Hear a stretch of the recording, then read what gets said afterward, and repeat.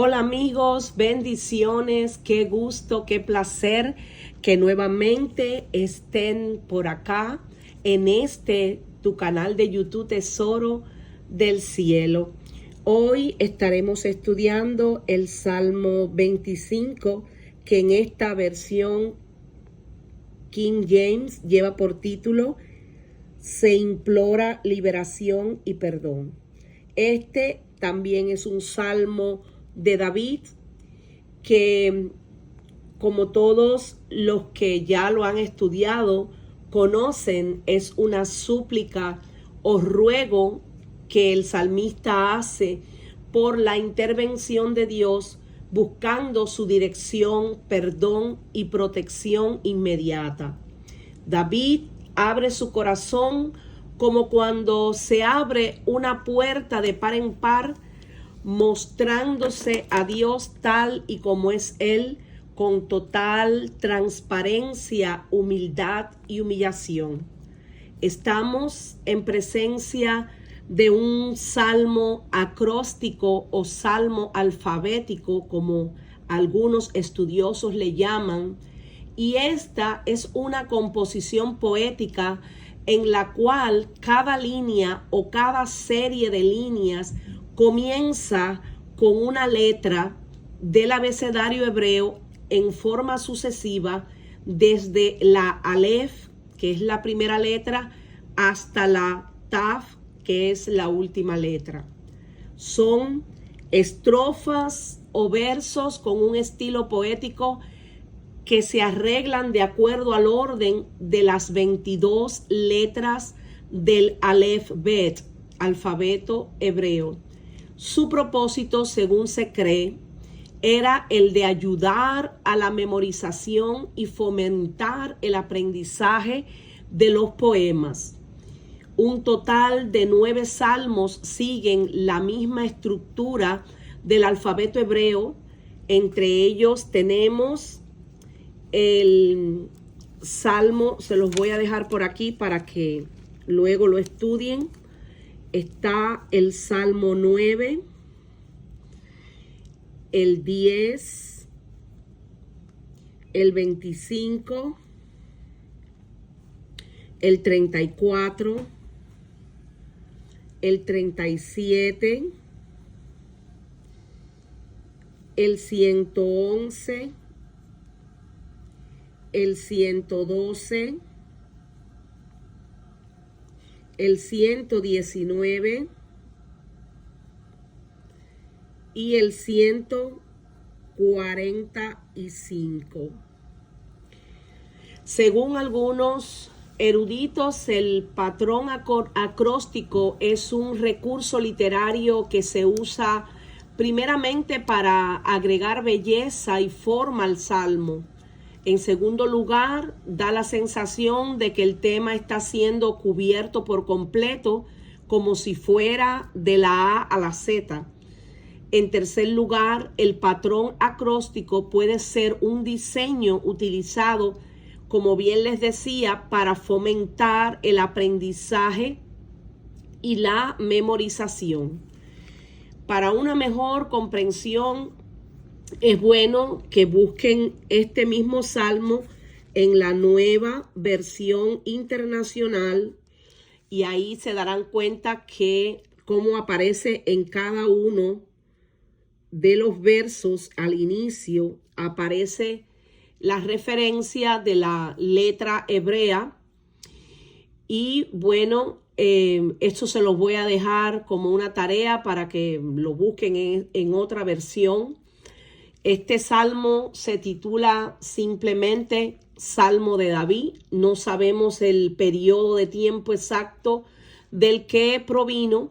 David estaba a menudo, como todos lo sabemos, en problemas, y esto podría haber sido otra de esas diversas ocasiones en las que atravesaba por un conflicto difícil para él de resolver. Este salmo es una muestra maravillosa del corazón de un creyente bien instruido en una época de dificultad, de crisis. David nuevamente muestra su confianza, sus muchos conflictos, sus grandes transgresiones, su amargo arrepentimiento y sus profundas angustias, actitud que nos deja un ejemplo claro de lo que debemos hacer nosotros los creyentes. No en vano David fue registrado en la palabra como un hombre conforme al corazón de Dios. Y bueno, sin más preámbulos, comenzamos la lectura con el versículo 1 que dice lo siguiente. Leemos en el nombre del Padre, del Hijo y del Espíritu Santo. A ti, oh Jehová, levantaré mi alma.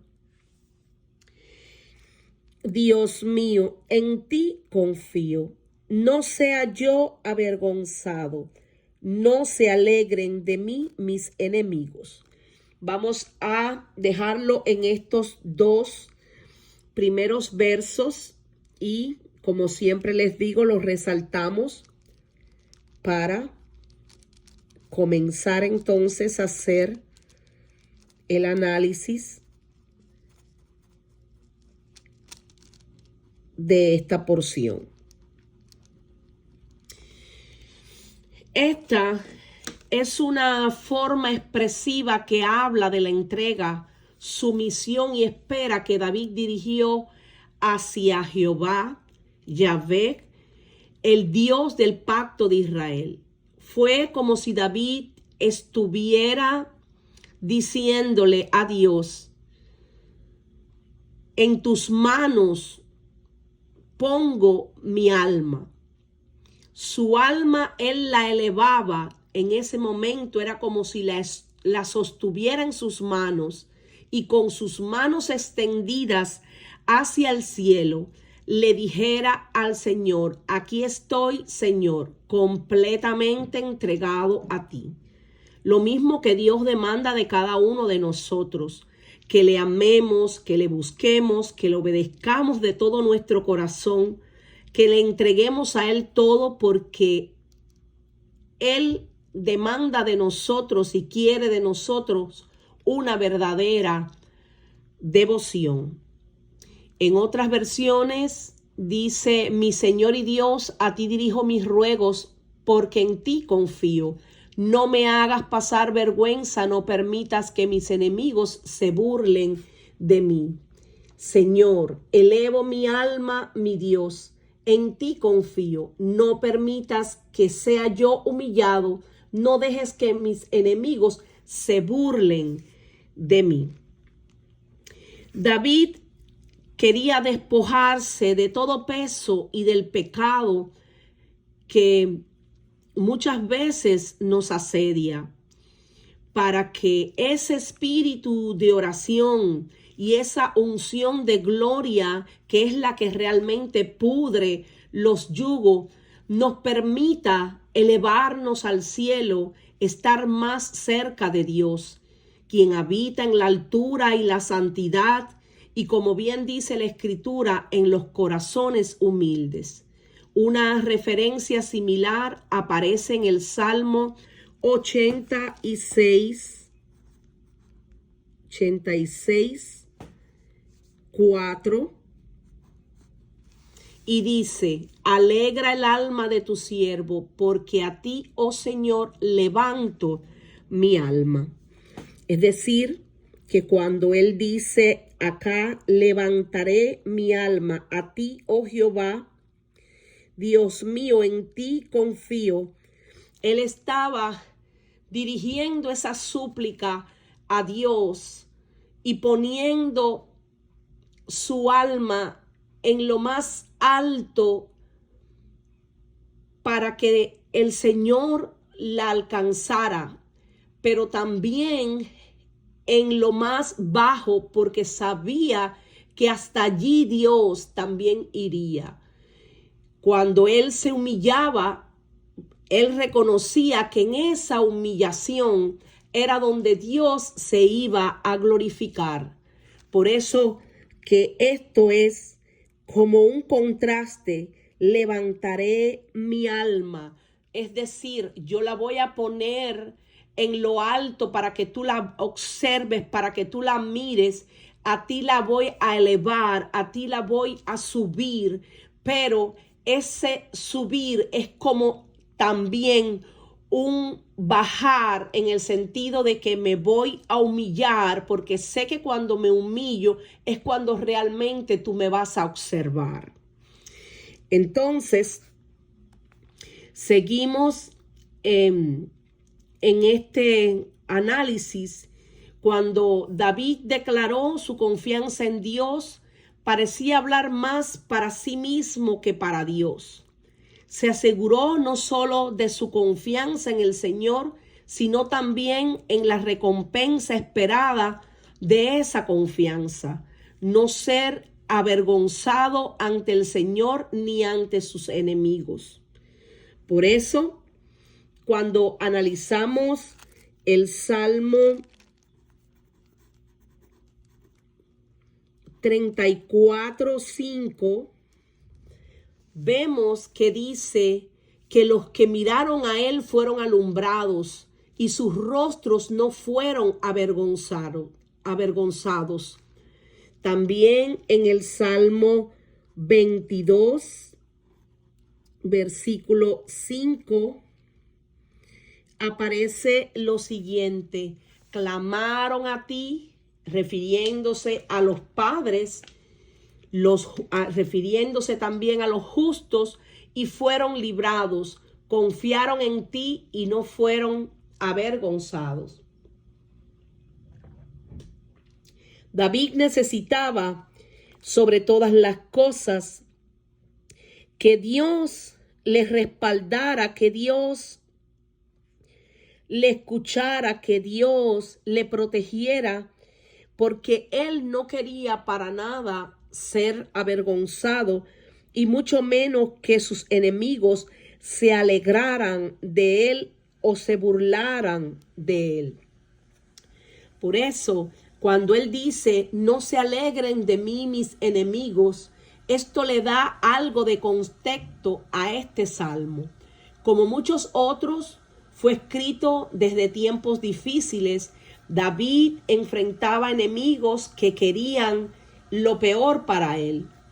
David sabía que sus enemistades se alegrarían si él resbalase o si cayese, que sus enemigos se regocijarían al verlo fracasado o frustrado. Por eso, en el verso 3 podemos leer: ciertamente ninguno de cuantos esperan en ti será confundido. Y aquí hay otra declaración de confianza: los que esperan, los que confían. Tampoco dejes que pasen vergüenza los que en ti confían. La vergüenza debe pasarla los que traicionan a otros. Dice la versión de la traducción al lenguaje actual. Y en la nueva versión internacional dice: quien en ti pone su esperanza jamás será avergonzado, pero quedarán en vergüenza los que traicionan sin razón.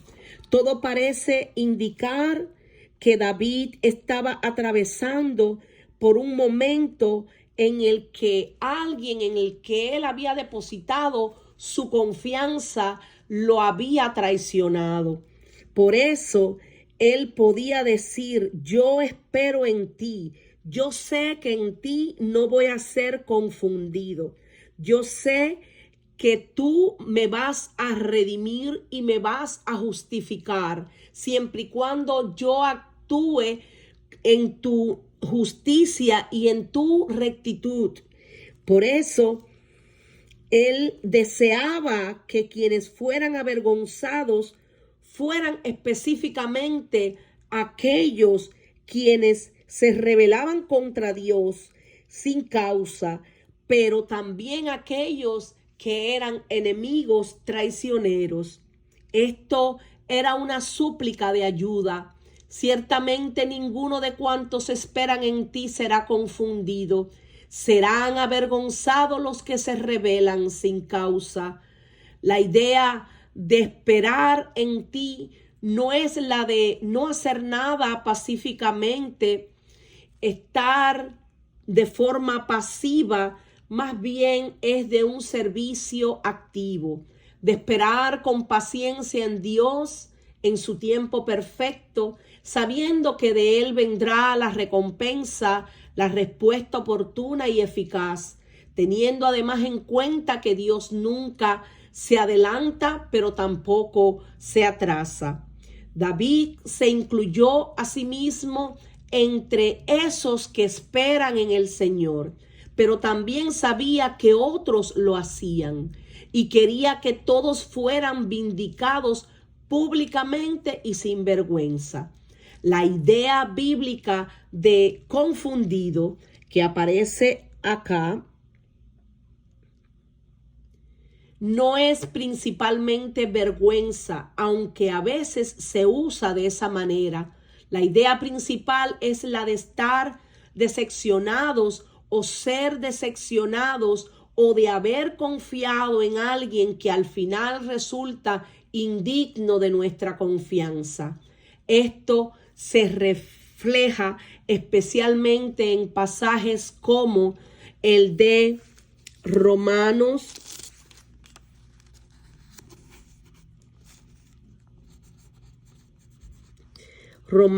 10:11,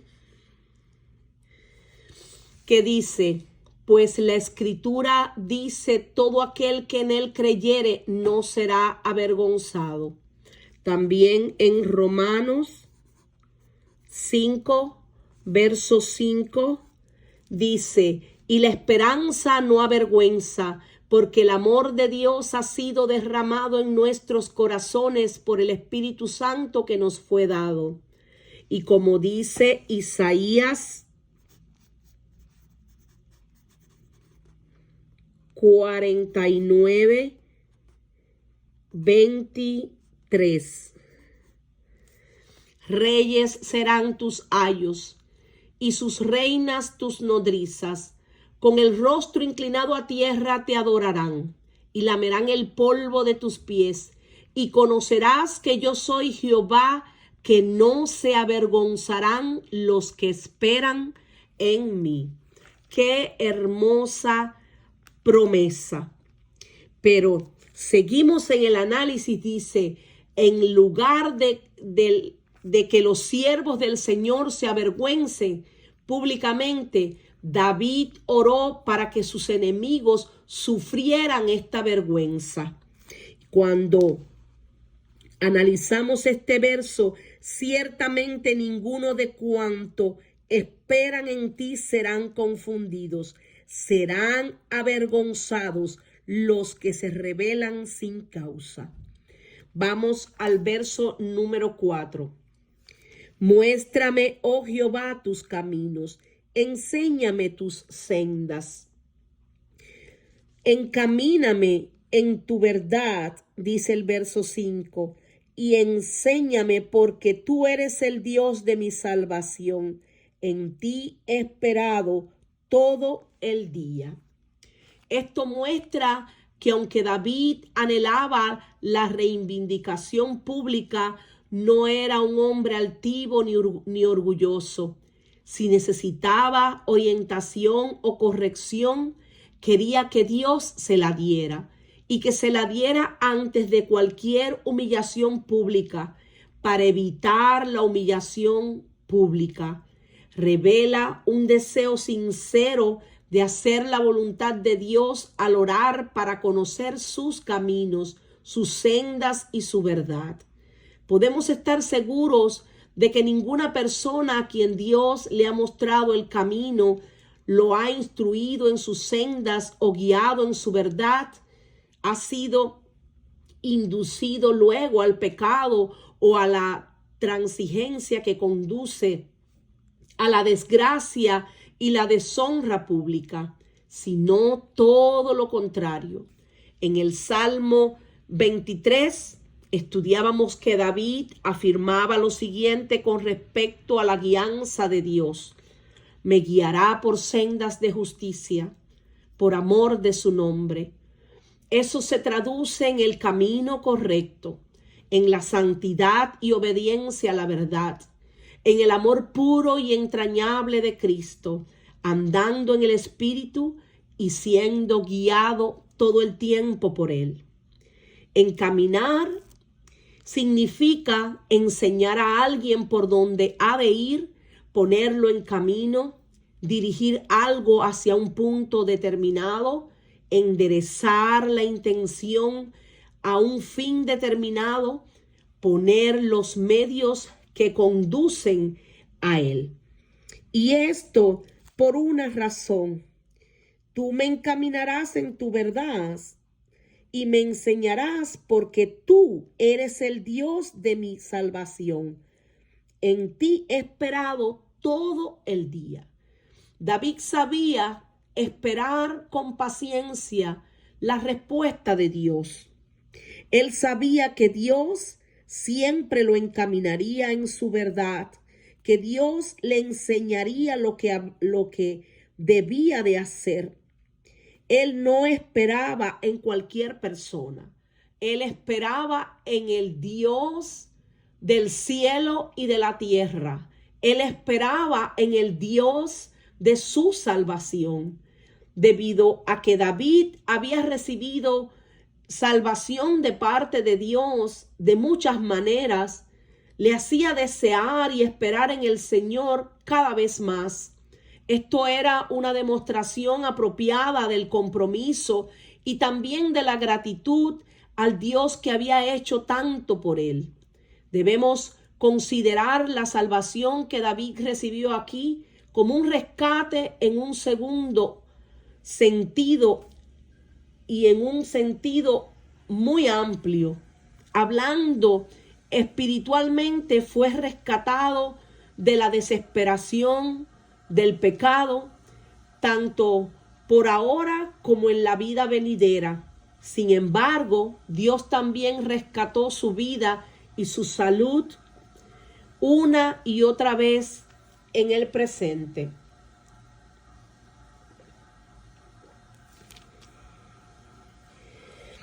En este verso 6, David hace un recordatorio y es el siguiente: acuérdate, oh Jehová, de tus piedades y de tus misericordias que son perpetuas.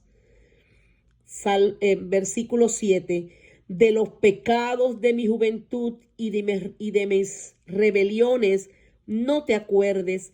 Conforme a tu misericordia, acuérdate de mí por tu bondad, oh Jehová. Vamos a resaltar esta parte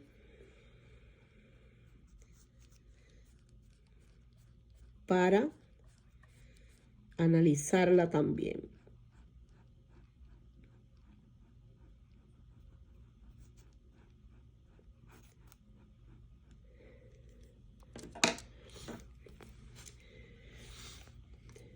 David le pidió a Dios que recordara su gracia y bondad.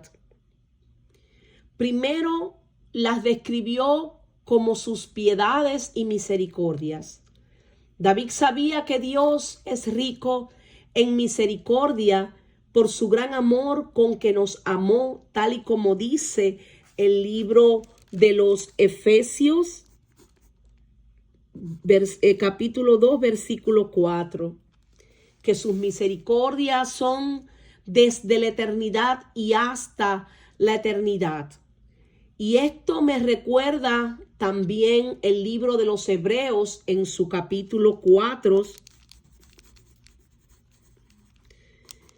versículo 16, que dice lo siguiente: acerquémonos pues confiadamente al trono de la gracia para alcanzar misericordia y hallar gracia para el oportuno socorro. David pensaba sobre este amor en plural, misericordias, reconociendo que el amor del pacto de Dios es tan grande que no puede pensarse en singular. La palabra perpetua, David presionó su petición a Dios sobre la base de su obra anterior.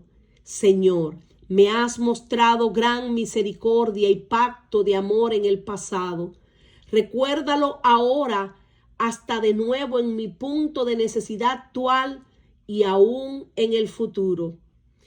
Por la misericordia de Jehová no hemos sido consumidos, diría el libro de Lamentaciones, porque nunca decayeron sus misericordias, nuevas son cada mañana, grande es realmente su fidelidad.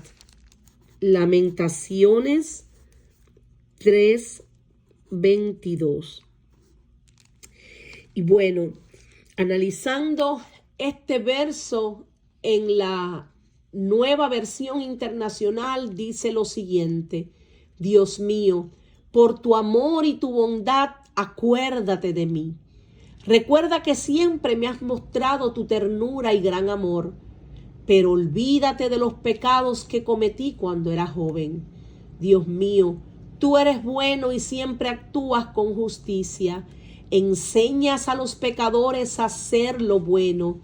Enseñas a los humildes a hacer lo bueno y lo justo. Con quienes cumplen tu pacto y obedecen tus mandamientos, tú siempre actúas con amor y fidelidad. Y en la traducción al lenguaje actual dice: acuérdate, Señor, de tu misericordia y gran amor que siempre me has mostrado. Olvida los pecados y las transgresiones que cometí en mi juventud. Acuérdate de mí según tu gran amor, porque tú, Señor, eres bueno. David quería que Dios se acordara de las misericordias, de las piedades, pero que olvidara completamente el pecado. David le pidió a Dios que olvidara. Y este contraste entre la naturaleza santa de Dios y la naturaleza pecaminosa del hombre se hace manifiesta en estos versos. David quería que Dios olvidara aquellos pecados de su juventud en el sentido de perdonarlos, de no acordarse, y quería que Dios recordara la fidelidad de Dios, valga la redundancia, en tiempos anteriores. Por eso decía: de los pecados de mi juventud, que aunque cometidos hace mucho tiempo, ya no quiero que los recuerdes. No quiero tener ese recordatorio tampoco yo en mi mente. Cuando Dios recuerda su misericordia, olvida nuestros pecados. Por eso, conforme a tu misericordia, acuérdate de mí por tu bondad, oh Jehová, le decía David. Y estas son expresiones fuertes de la humildad e incluso del arrepentimiento genuino de David. Pidió ser recordado no sobre la base del mérito, sino sobre la base de la misericordia.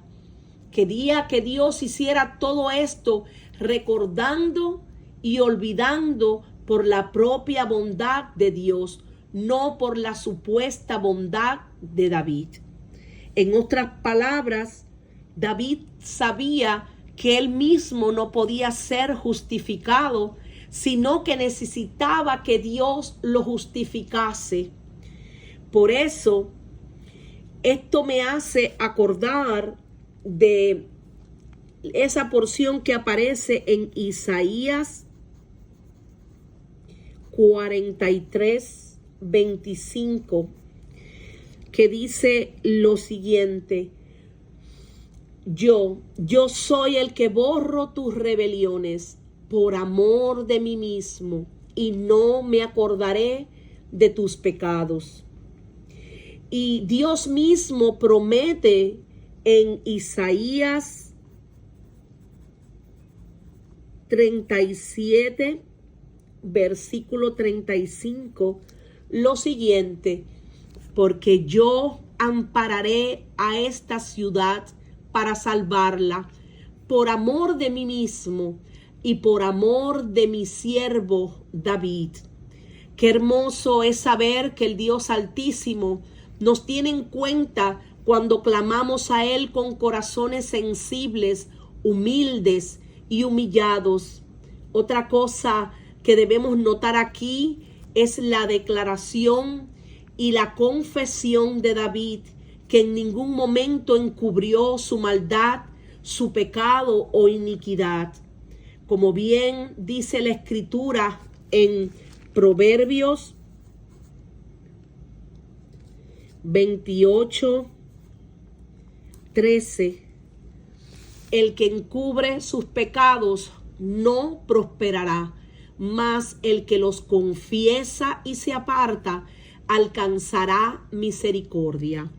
David estaba exponiendo su pecado. Por eso él sabía que había pecado. Y al tener ese conocimiento le decía a Dios: tú sabes, parafraseando, porque me conoces, tú conoces mi pasado, mi presente y aún mi futuro. Tú sabes todo lo que hice en mi juventud, pero yo te pido que me perdones, que no te acuerdes de esos pecados de mi juventud. Dios mío, tú eres bueno y siempre actúas con justicia. Por tu amor y tu bondad, acuérdate de mí. Recuerda que siempre me has mostrado tu ternura y gran amor. Pero esos pecados que yo cometí cuando era joven, olvídate, Señor, de ellos. Conforme a tu misericordia, que es ese amor inmerecido, acuérdate de mí por tu bondad, oh Jehová. Él sabía que la justificación solamente viene de Dios, que somos justificados pues por la fe para con Dios en Cristo Jesús. Es Dios el que nos justifica y es Él el que nos redime. Por eso, Él luego podía decir: bueno y recto es Jehová, por tanto, Él enseñará a los pecadores el camino, encaminará a los humildes por el juicio y enseñará a los mansos su carrera. Todas las sendas de Jehová son misericordia y verdad para los que guardan su pacto y sus testimonios. Aleluya. La observación de David va dirigida a tres tipos de personas: los pecadores, los humildes y los mansos.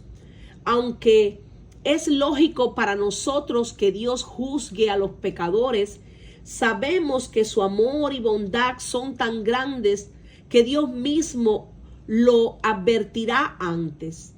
Es tan lógico que Dios juzgue o destruya a los pecadores como lo que es también que los instruya. Sin embargo, David había aprendido esto a través del amor más que de la lógica, que Dios es misericordioso, bueno y recto en gran manera, y que esta bondad puede ser para beneficio de los pecadores en lugar de para su destrucción. Por eso, David sabía que Dios encaminaría a los humildes, enseñaría a los mansos. David sabía que había un tipo particular de pecador que recibiría esa instrucción y guía del buen Dios: los humildes. No todo pecador recibe estas cosas buenas de Dios, pero los que se humillen ante Él sí las recibirán. Porque así ha dicho el alto y el sublime, el que habita la eternidad y cuyo nombre es el santo. Yo habito en la altura y la santidad, con el quebrantado y humilde de espíritu, para hacer vivir el espíritu de los humildes y para vivificar el corazón de los quebrantados. Y eso aparece en el libro de Isaías 57, verso 15. Los mansos gozan del gran favor del Padre, del manso y humilde, porque Dios ve en ellos la imagen de su Hijo unigénito. Porque Jehová ciertamente es excelso y atiende al humilde, mas a los altivos mira de lejos. Por eso, cuando estudiamos qué cosa es la humildad, vemos que es una virtud que consiste en el conocimiento de las propias limitaciones y debilidades, y en obrar de acuerdo con este conocimiento. Humildad es también sumisión y rendimiento. Y bueno, tenemos el mejor ejemplo de humildad, que fue y es nuestro precioso Señor Jesucristo. Vamos a analizar ahora el verso 10. Todas las sendas de Jehová son misericordia y verdad para los que guardan su pacto y sus testimonios. Esto es una promesa notable. Las condiciones son que uno permanezca en el pacto de Dios y en su palabra, sus testimonios, tanto en el sentido de conocerlos como de obedecerlos.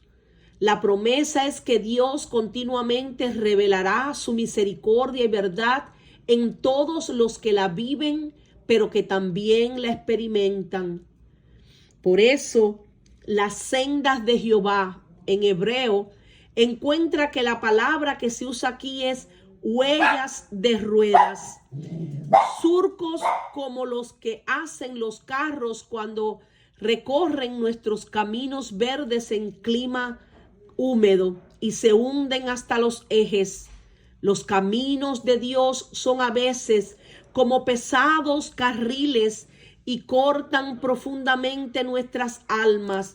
Sin embargo, todos son misericordiosos. Según una cita de Spurgeon, la misericordia,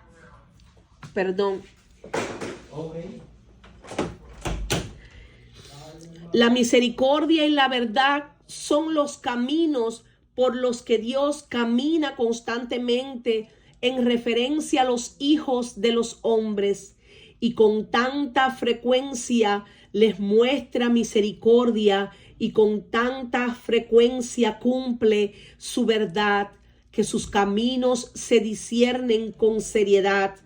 Cuán frecuentes, cuán profundamente marcadas y cuán multiplicadas son esas huellas para cada familia e individuo. Todas las sendas de Jehová. Dice que no hay regla sin excepción, pero hay una excepción a esa regla. Todos los tratos de Dios con su pueblo son llenos de gracia y de gran fidelidad. Aleluya. Todas las sendas de Jehová son misericordia y verdad. Y es que Dios es misericordioso en gran manera. Él es el Dios de la verdad. Él es el camino, Él es la verdad y Él es la vida. Jesús. Pero los que guardan su pacto, para los que guardan su pacto y sus testimonios. Una vez más, vemos una fuerte expresión de esta humildad de David. Por amor de tu nombre, oh Jehová, dice acá, perdonarás también mi pecado, que es grande. Una vez más vemos esta fuerte expresión de la humildad de David. Esperaba perdón por el amor de Dios, no por el suyo. Esperaba la justificación, no en su fuerza, sino la que viene del Dios Altísimo. Él reconocía humildemente la grandeza de su propio pecado. Nuestro pecado es grande. Nuestro pecado es grande cuando consideramos contra quién se comete. Nuestro pecado es grande cuando consideramos que va en contra de una ley justa y equitativa. Nuestro pecado es grande cuando consideramos que lo hemos cometido siendo hechos a la imagen de Dios, quien es santo. Nuestro pecado es grande cuando consideramos la gravedad de nuestro pecado. Es una lógica espiritual extraña, pero verdadera. Perdonarás también mi pecado, que es grande. Y es que, como dice la Escritura, donde abundó el pecado, sobreabundó la gracia. Si nos imaginamos a un criminal en un tribunal de justicia apelando al juez sobre esta base, le diría: señoría, no me encuentre culpable porque mis crímenes han sido muchos y grandes. De seguro no estaríamos para nada de acuerdo de que ese juez lo perdonara. David parecía conocer la libertad y la paz que se obtienen al decir: Señor, sé que soy un gran pecador, pero eres un salvador por excelencia, aún mayor. Me someto humildemente a ti y te pido que perdones mi pecado. Y aunque sabemos que Dios no tomará por inocente a los malvados, sino que pagará cada uno según sea su obra, esta porción me hace acordar del pasaje siguiente, donde se refleja que Dios quiere obediencia y no sacrificios. Ni siquiera multiplicar la oración tiene sentido si no se hace de un verdadero arrepentimiento a no volver a hacer lo malo. Lavaos y limpiaos. Podemos encontrarlo en Isaías 1:17. Lavaos y limpiaos. Quitad la iniquidad de vuestras obras de delante de mis ojos.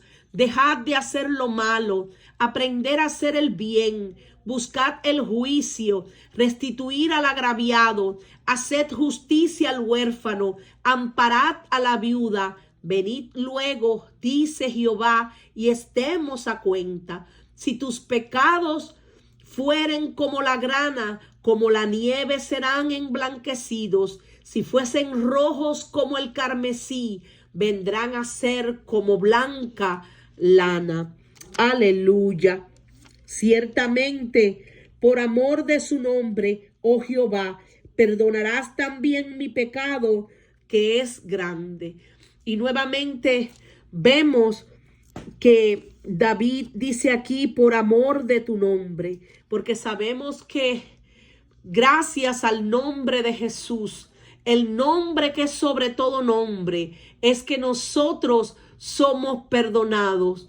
Gracias a su sangre que fue derramada en la cruz del Calvario, nosotros, los que creemos en él, somos redimidos. Somos salvos por fe, somos salvos por gracia, somos salvos por aquel que llevó el pecado de toda la humanidad al madero, por aquel que llevó el pecado, la iniquidad e incluso todas nuestras rebeliones, todas nuestras enfermedades allí a la cruz. Somos redimidos por él. Por amor de su nombre, oh Dios, perdonarás también nuestro pecado, que es grande. Y bueno, mis amados, con este verso me despido. Quiero leerles este mismo versículo en la versión de la Nueva Internacional, que dice: libra, oh Dios, a Israel. No es acá, es en la número número 11. Estaba leyendo el 22. Dice, por amor a tu nombre, Señor, perdona mi gran iniquidad.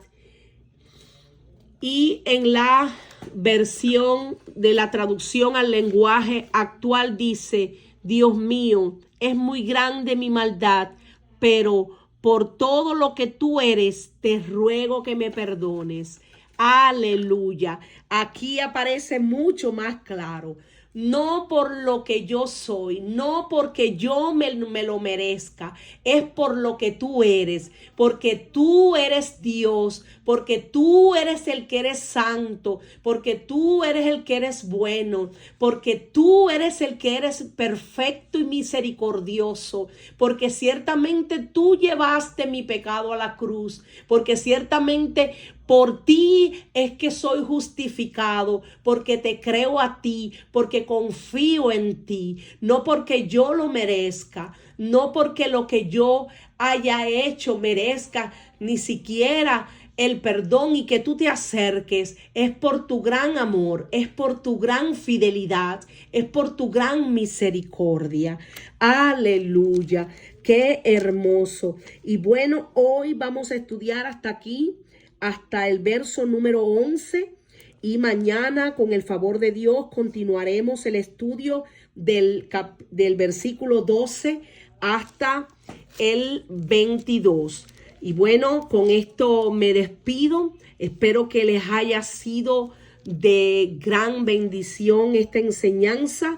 Nuevamente les pido que la compartan con sus amigos, con sus familiares más queridos, porque siempre vamos a estar aprendiendo un poco más acerca de las escrituras y no quiero pues que se pierdan ninguno de los videos que vamos a estar subiendo. Que el Señor les continúe bendiciendo en este día y hasta pronto.